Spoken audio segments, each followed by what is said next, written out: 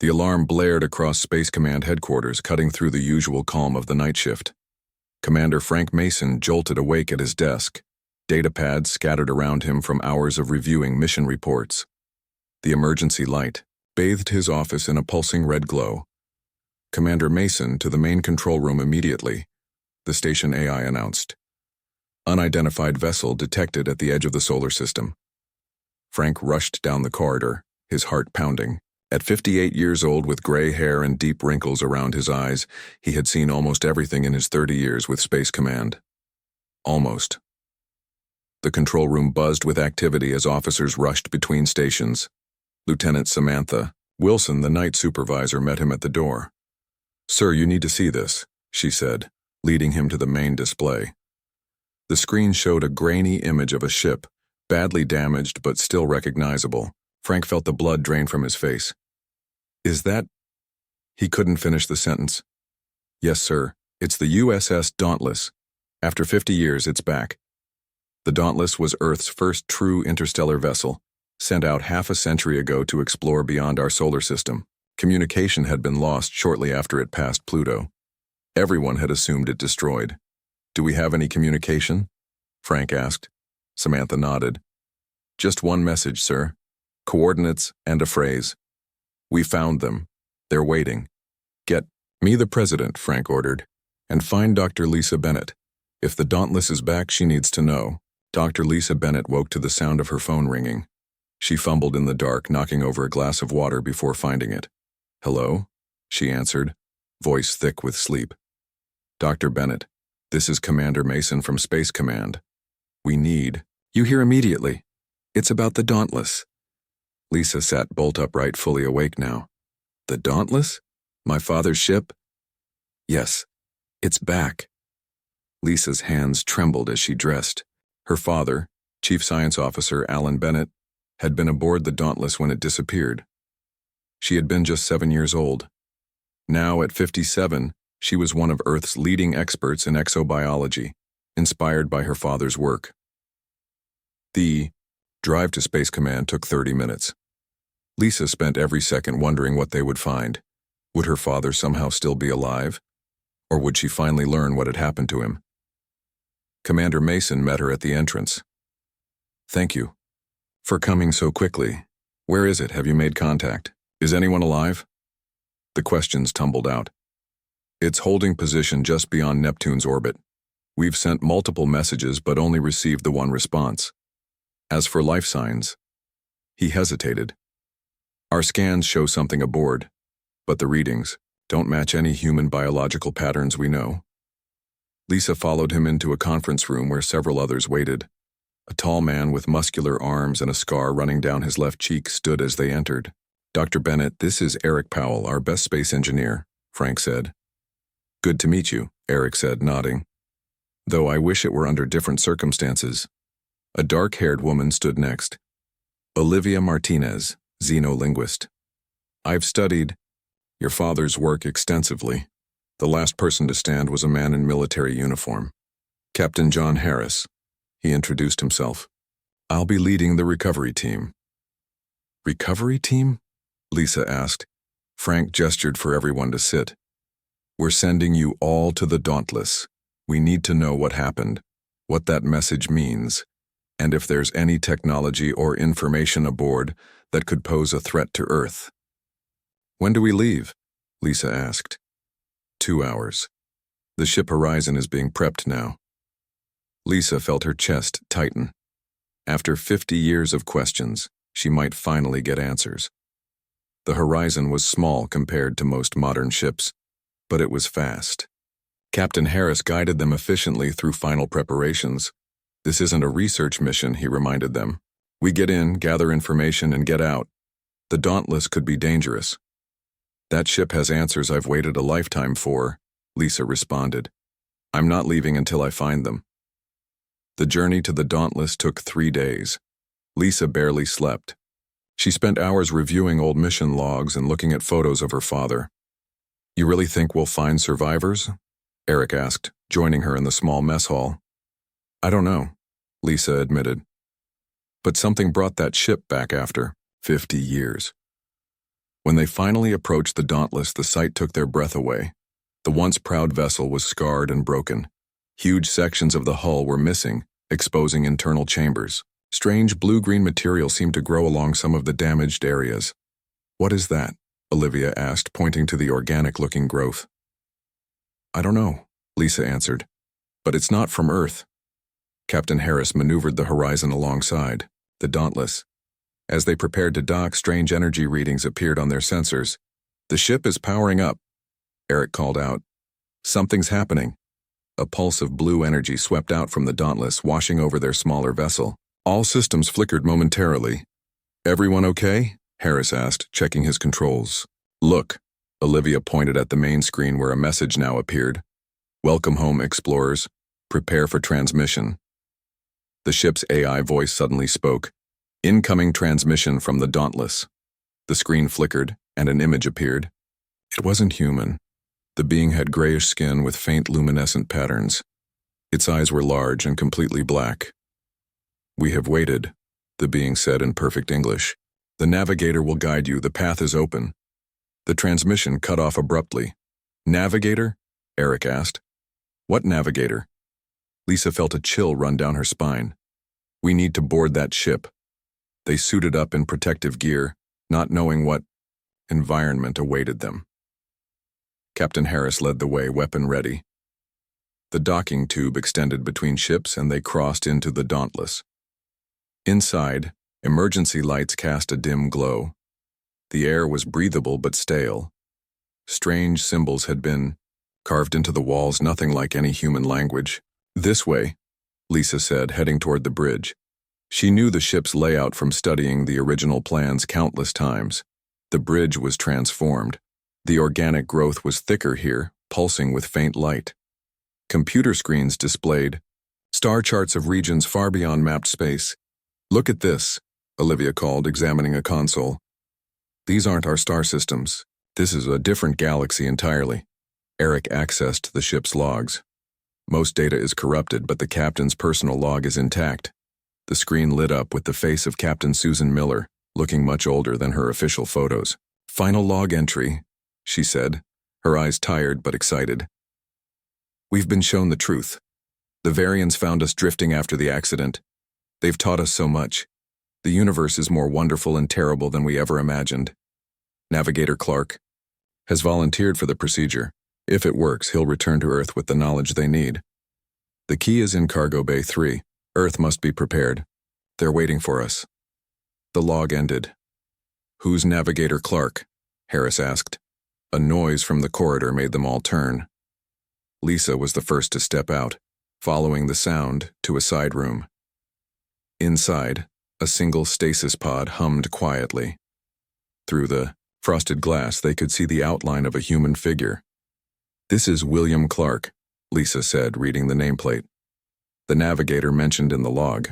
The pod systems indicated the occupant was alive but in deep stasis. Strange devices were attached to the man's head, unlike any medical equipment they recognized. "Should we wake him?" Eric asked.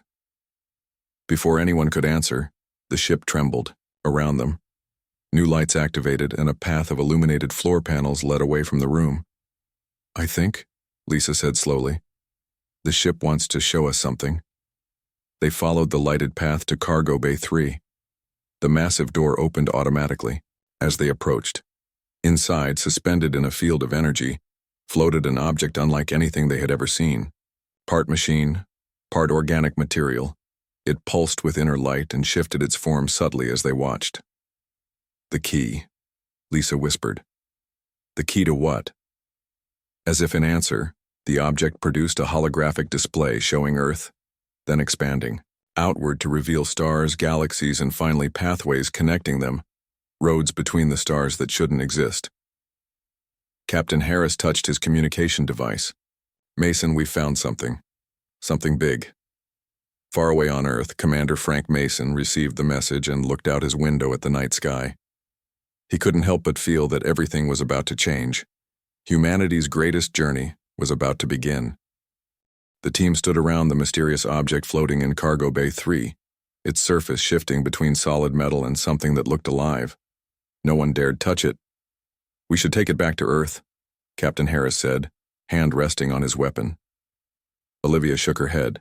We don't know what it is or what it might do. We should study it here first. I need to see more of the ship, Lisa said, her eyes fixed on a corridor leading deeper into the Dauntless. My father's quarters. There might be answers there, Captain. Harris nodded reluctantly. Fine. Eric and I will stay with the artifact. You and Olivia check the crew quarters. Stay in radio contact. Lisa and Olivia moved through the darkened hallways. The strange organic growth was thicker in some places, thinner in others. It seemed to react to their presence, glowing slightly brighter as they passed. This material isn't random, Olivia said, scanning it with her device. There are patterns in it, almost like writing. They found the crew quarters easily enough. Most were empty. Personal items still in place as if the crew had just stepped out. There was no sign of struggle or panic. Lisa's hand trembled as she opened the door to her father's room. Inside, everything was neat and orderly. Pictures of Lisa and her mother sat on a small desk. A journal lay open. The last entry dated just days before communication with the Dauntless had been lost. Lisa read aloud. Chief Science Officer Alan Bennett. Day 103. We've detected an unusual signal coming from beyond Pluto. Captain Miller has decided to investigate. I've never seen readings like these before. It's not random. There's intelligence behind it. She turned the page, but the rest was blank. Look at this, Olivia called from beside the bed. She held up a small metal disc. It's some kind of data storage, but not like our technology. A loud bang echoed through the ship, followed by Eric's voice over the radio. Everyone back to Cargo Bay 3 now. The navigator's pod is opening. They raced back through the corridors. When they arrived, they found Eric and Harris standing over the now open stasis pod. The man inside, Navigator William Clark, lay completely still. He looked no older than 30, despite having been missing for 50 years. Strange metal implants curved around his temples and down the back of his neck. His vital signs suddenly spiked. Eric explained. The pod opened on its own. As they watched, Clark's eyes fluttered open. They were unnaturally blue, almost glowing. He looked at each of them without recognition, then opened his mouth and spoke in a language none of them understood. The sounds were complex with tones that seemed to overlap. Lisa stepped forward. William Clark? Do you know where you are? Clark's eyes focused on her. He tilted his head, then spoke again, this time in halting English. You came, as predicted. We're from Earth, Lisa said slowly. You've been gone for 50 years. Clark tried to sit up but was too weak. Not 50. For me, 8 years. Time different. What happened to the Dauntless? Captain Harris asked. What happened to the crew? Clark's eyes moved to the artifact still floating in its energy field. They showed us the map, the path between galaxies. He pointed weakly at his head implants. Knowledge, too much for human mind. They changed me. Who are they? Olivia asked. Varians, Clark whispered. Watchers of worlds. Old, very old. A sudden rumble shook the ship. The floating artifact pulsed brightly and the organic growth on the walls began to glow in response. What's happening? Eric asked, grabbing onto a support beam. Connection. Establishing, Clark said, his voice growing stronger. Ship. Awakening. Return protocol. Activated. We need to get back to the horizon, Captain Harris ordered. Now! No, Lisa protested. We can't leave, not yet. The ship shuddered again. The artifact's glow intensified, projecting star maps across the cargo bay walls. Ship's engines are powering up, Eric reported, checking his scanner. But that's impossible. The Dauntless is too damaged to fly. Clark's eyes closed, and he took a deep breath. When he opened them again, he seemed more focused, more present. They prepared me for this moment. To be the bridge. Bridge to what? Lisa asked. between humanity and what waits beyond. He pointed at the artifact. The Nexus key. It opens paths where none exist. Harris grabbed Lisa's arm. We're leaving. That's an order. The ship lurched violently, throwing them all off balance. Eric's scanner beeped urgently. Energy building to dangerous levels, he shouted over the growing noise. We've got 5 minutes before something big happens. Take me with you, Clark said, struggling to rise from the pod. The key must come too. Earth must be prepared. Prepared for what? Olivia asked, helping him stand. The invitation, Clark's replied, and the warning. Captain Harris made a quick decision. Eric, help Clark. Lisa, can that artifact be moved? Lisa studied the control panel beside the energy field. I think so. This looks like a transport container. She pressed several buttons and a cylindrical case rose around the artifact containing its energy field. Olivia, help me with this, Lisa called. Together they disconnected the container from the ship's systems. The corridor back to their ship flashed with warning lights. The organic growth pulsed rapidly, almost like a heartbeat.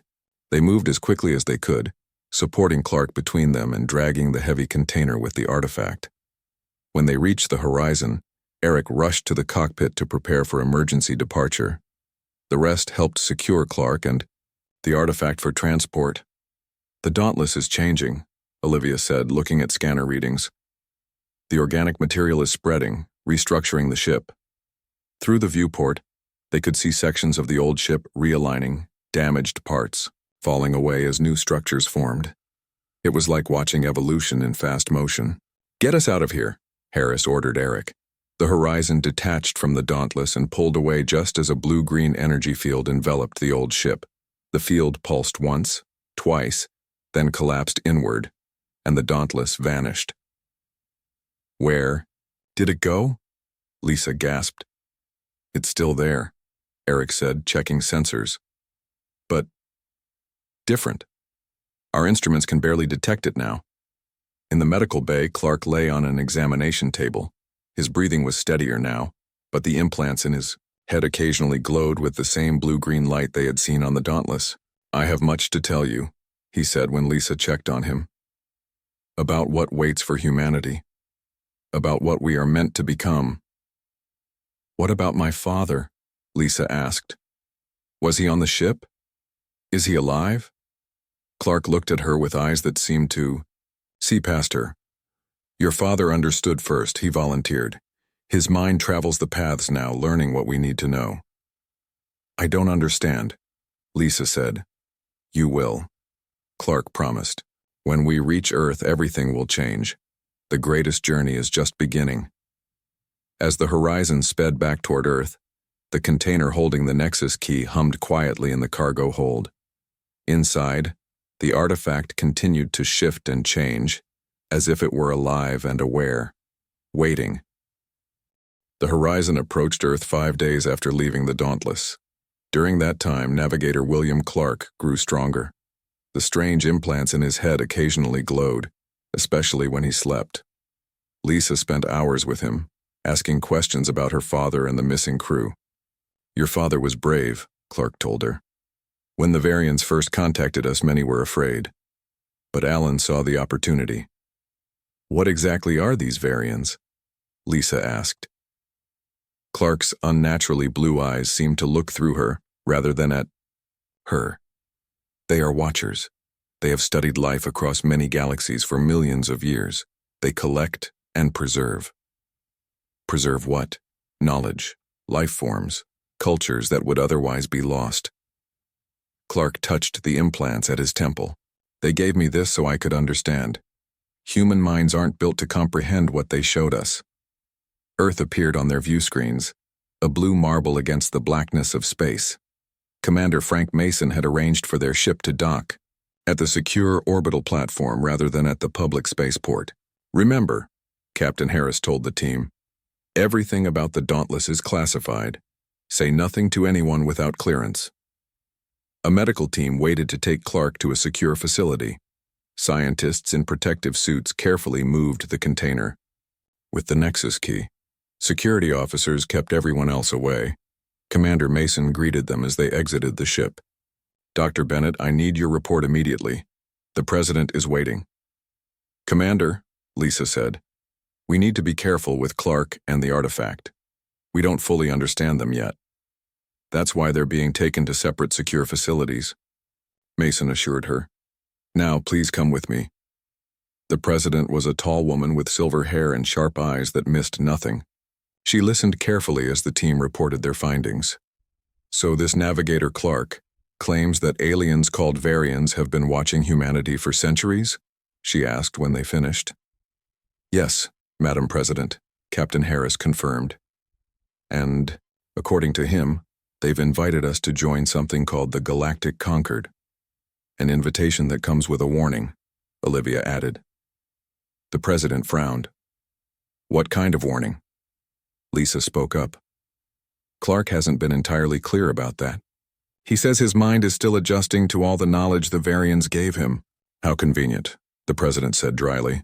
"Commander Mason, what's your assessment?" Mason straightened. "The technology we recovered is unlike anything we've seen before. If it's genuine, it represents a significant advancement. But we can't rule out that this could be some kind of trap." "A trap?" Eric broke in. "With all due respect, if these aliens wanted to harm us, they could have done it already. Why go through all this trouble?" "Perhaps they need something from us," the President suggested. "Something they can't take by force." 3 weeks passed. Clark was kept in a secure medical facility where doctors studied his implants and scientists recorded his growing knowledge of alien languages and technology.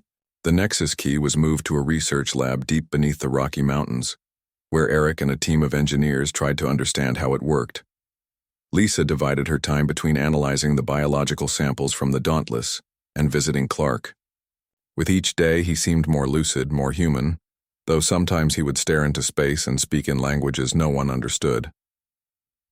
On the 23rd day, Clark had a seizure. His implants glowed brighter than ever before, and he began screaming in English. "They're coming! The pathways are opening!" That same hour, sensors detected energy disturbances at the exact coordinates where the Dauntless had reappeared. 3 Earth ships on routine patrol disappeared. The President called an emergency meeting. Lisa, Eric, and Olivia joined military leaders and government officials in the crisis room. "Navigator Clark has recovered from his seizure," Commander Mason reported. "He claims the Varians are establishing a permanent connection to our solar system." "A connection for what purpose?" the President demanded. A screen showed live footage of Clark in his hospital room. He looked directly at the camera. "The Concord wishes to meet humanity face to face. I am not enough. They need to see you as you truly are." "And the missing ships?" asked one of the generals. "A misunderstanding," Clark said. "The Shroud Collective does not want this meeting to happen. They have taken your ships to study your defenses." "The Shroud Collective?" Lisa asked. "Who are they?" "Another faction," Clark explained. "They believe younger species should be controlled, not welcomed. They fear what humanity might become." Eric spoke next. "The Nexus key has become active. It's producing energy patterns similar to what we saw when the Dauntless transformed." The President rubbed her temples. "So we have one alien group inviting us to join their club and another kidnapping our people and ships? This is not a great first impression of galactic society." "Madam President," Lisa said, "I believe Clark is telling the truth. The biological samples I've been studying from the Dauntless contain genetic material from hundreds, maybe thousands, of non-Earth species. It's like a library of life forms." "What does that mean?" the President asked. "It means the Varians are collectors and preservers, just as Clark said. They don't seem to want to harm us. They want to add us to their collection of knowledge." Later that day, Lisa visited Clark again. He seemed tired but clear-minded. "You're beginning to understand," he said when she entered. "Why did the Varians send you back?" Lisa asked directly. Clark smiled. "Because humans are unique. Something in our genetic makeup allows us to interact with the ancient technology that powers the pathways between galaxies. The Varians can use it, but they can't modify it or repair it. They think we can. And my father? He volunteered to stay with them, to learn their ways. His mind is now connected to the network of pathways. He sees everything, Lisa. He's more than human now. Lisa leaned forward. Did he send any message for me? Clark closed his eyes. His implants glowed softly. When he opened his eyes again, his voice changed, sounding older, familiar. Lizzie Bear, don't be afraid. What's coming is wonderful. Humanity is about to take its place among the stars. Lisa gasped. No one had called her Lizzie Bear, except her father. Before she could respond, alarms blared throughout the facility. Over the speakers, a voice announced, "Unknown objects entering Earth. Orbit. All personnel to emergency stations." Clark gripped her hand. "They're here, the Concord representatives, and the shroud won't be far behind. Earth must be ready to choose." Through the window, Lisa saw strange lights in the evening sky. Humanity's greatest journey was no longer beginning, it had arrived. Lights filled the night sky over every major city on Earth. 7 massive ships hung in orbit, each one shaped like a perfect sphere with glowing symbols etched across their surfaces. People gathered in streets, in parks, on rooftops, all looking up with a mixture of wonder and fear. In the secure facility, Lisa helped Clark dress in the simple clothes they had provided him. His hands shook slightly. "Are you afraid?" she asked him. "Not of the conquered," he replied. "But the shroud will make their move soon." Commander Mason burst into the room. "You need to come now, both of you. They're asking for you specifically." "Who is?" Lisa asked. "The aliens. They sent a message requesting the navigator and the daughter of the pathway walker." Lisa felt a chill run through her. "Pathway walker? Is that what they call my father?" Clark nodded. "Among the Varians, yes. He walks the paths between galaxies. Now." They were escorted to a military transport that took them to a landing zone prepared in the middle of a desert. The president was already there with her advisors, military personnel, and scientists. Eric and Olivia joined Lisa and Clark as they arrived. "Do you know what to expect?" the president asked Clark. "They will send 3 representatives," Clark explained. 1 Varian, 1 Nexus Builder, and 1 Voice of the Concord. They will explain everything. "And we're just supposed to trust them?" a general asked. Clark turned to look at him. "Trust must begin somewhere, but keep your weapons if it makes you feel safer. They will not be offended." A light appeared in the sky, growing brighter as it descended. It wasn't a ship, just a perfect sphere of blue-green energy similar to what they had seen on the Dauntless. The sphere touched down 50 feet away from the waiting humans, then expanded and disappeared. 3 figures stood where the light had been. The first was tall and thin with grayish skin and large black eyes. A Varian, like the being they had seen in the transmission from the Dauntless. The second was short and wide with multiple limbs and skin that shifted colors like a chameleon. The third looked almost human, except for the ridge of bone along its forehead and its golden eyes. The human-like being stepped forward. "I am Kel, voice of the Galactic Conquered. We come in peace and hope." "Welcome to Earth," the president replied. "I am President Margaret Grant, elected leader of the United States, one of Earth's nations." Kel smiled. "We know who you are, Margaret. Grant, we have been watching your world for a very long time." Clark stepped forward and bowed his head to the visitors. The Varian reached out and touched the implants at Clark's temple. They glowed briefly. "You have done well, Navigator," the Varian said in a musical voice. "The bridge is established." The president gestured toward a large tent that had been set up. "Perhaps we could speak somewhere more comfortable?" Inside the tent, the visitors sat across from the humans at a long table. Secret Service agents stood guard at every entrance. For millennia, the Conquered has watched emerging species throughout the galaxy, Kel explained.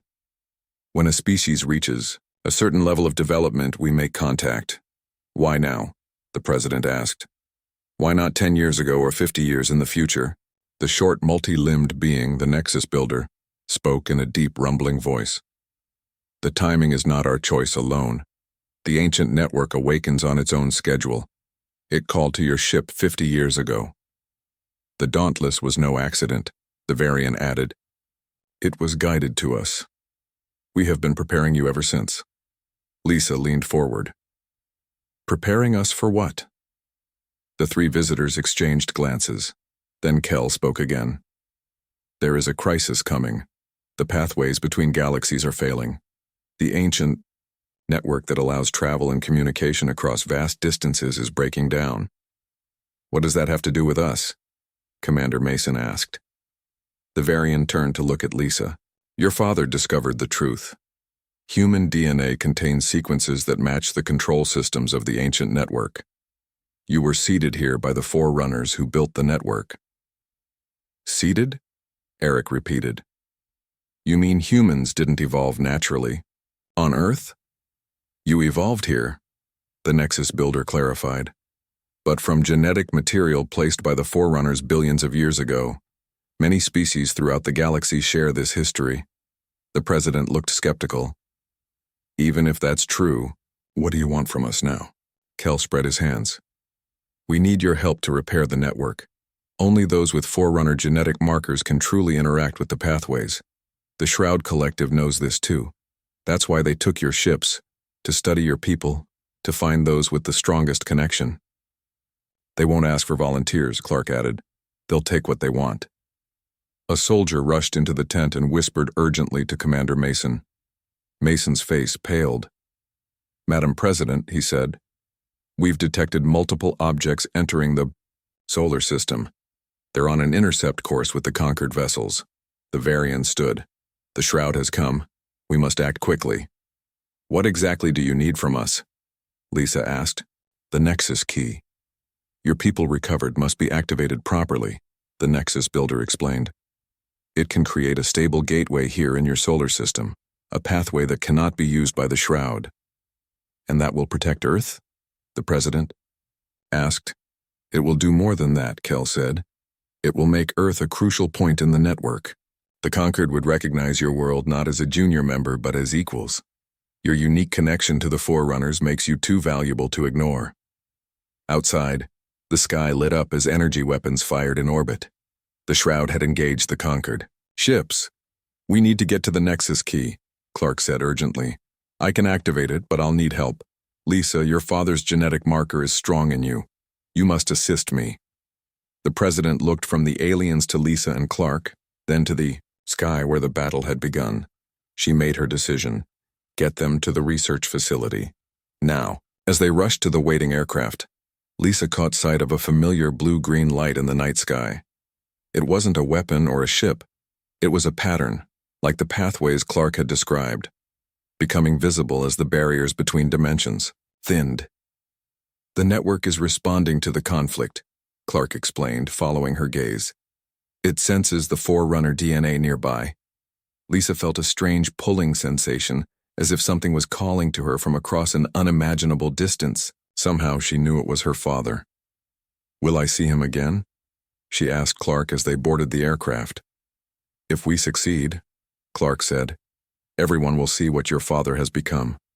The pathway walker will guide humanity to its new place among the stars. The aircraft lifted off as explosions lit up the night sky above them. The journey that had begun with the return of the Dauntless now raced toward its climax. The aircraft carrying Lisa and Clark landed at the Mountain Research Facility, where the Nexus key was kept. The ground shook from distant explosions as the battle continued in orbit. Emergency lights flashed throughout the complex. This way, Eric called, leading them down to the underground lab. We've been studying the key, but we haven't been able to activate it. When they entered the main chamber, Lisa gasped.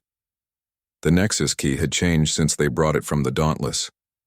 It had grown larger, with parts of it unfolding like a flower opening. The blue-green energy field around it pulsed in a steady rhythm. It's responding to the presence of the network activation, Clark explained. It knows what's happening. Olivia was already in the lab with a team of scientists. The energy readings are off the charts, she told them. And look at this. She pointed to a screen showing the night sky, Lines of blue-green light were spreading across the stars like cracks in reality. The pathways are becoming visible, Clark said. The battle is weakening the barriers between dimensions. A loud boom shook the facility. Dust fell from the ceiling.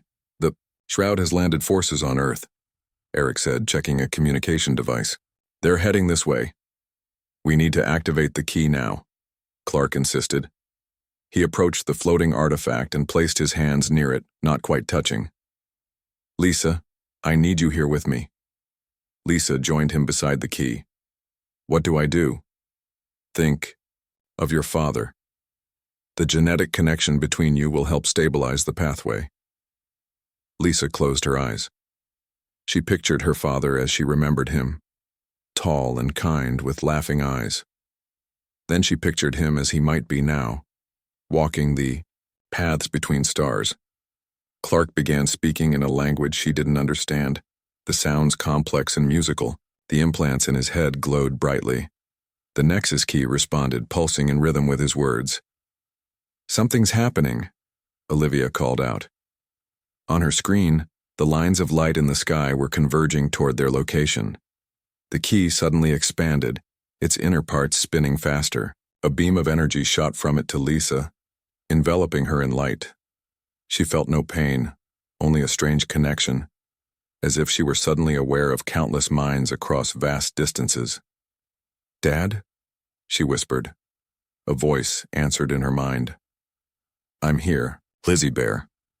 In orbit, the battle between the Concorde and Shroud ships had reached a stalemate. The Concorde vessels formed a protective ring around Earth, while the Shroud attackers tried to break through. On the ground, Shroud forces approached the mountain facility, their advanced weapons cutting through Earth's military defenses. Inside the lab, the key continued to expand. The blue-green energy field grew until it filled the chamber. Within, its shapes began to form, star maps, diagrams, and finally a human figure. Lisa recognized him immediately, though he was different now. Her father's body glowed with the same energy as the key. His eyes held knowledge no human was meant to possess. Dad, she said again, this time aloud. Alan Bennett smiled at his daughter. Lisa, you've done well. His voice echoed strangely, as if coming from very far away.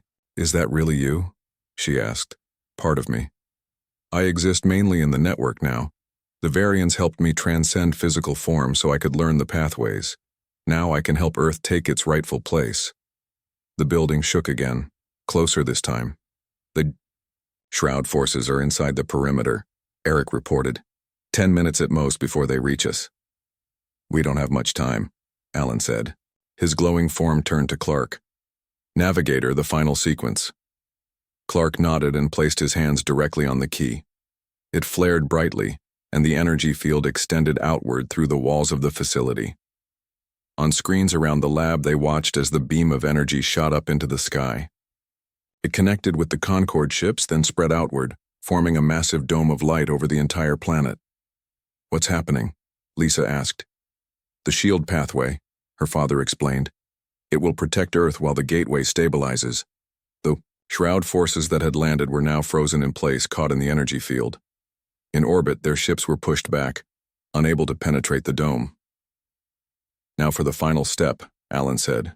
He reached out his hand. Lisa, I need your help one more time. Lisa took her father's glowing hand. Energy flowed between them. The key pulsed faster, brighter. The genetic key, Clark explained to the others. Lisa and her father together complete the activation sequence. New sound filled the chamber, a deep humming that they felt more than heard. The air itself seemed to vibrate.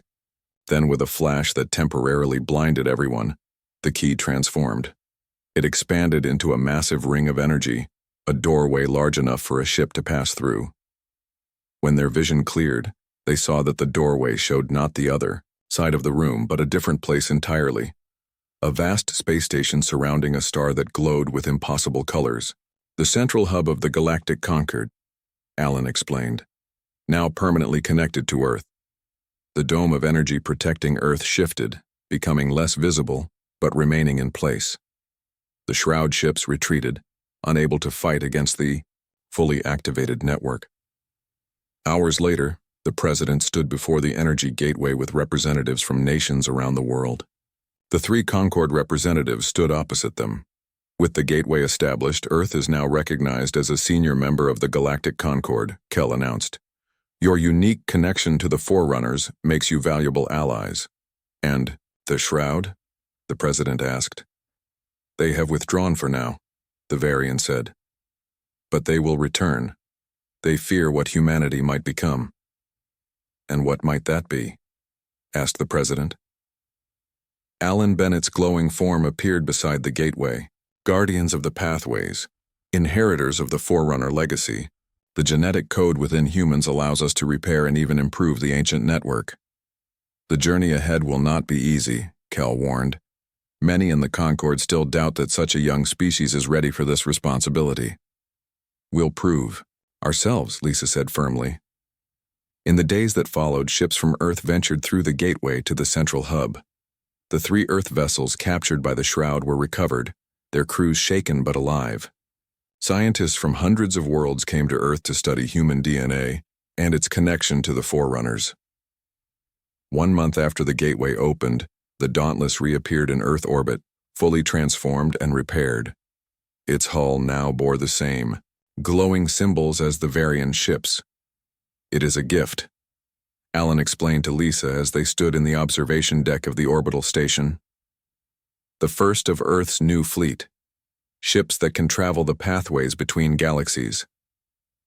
And you? Lisa asked. Will you stay with us or return to the network? Alan smiled. I exist in both now. Part of me will always be with you, while the rest walks the paths ensuring they remain open. Lisa looked out at the stars, at the faint lines of blue-green light that now visibly connected them. Ships from a dozen worlds moved between Earth and the gateway. Humanity's greatest journey, she said softly, has only just begun, her father finished.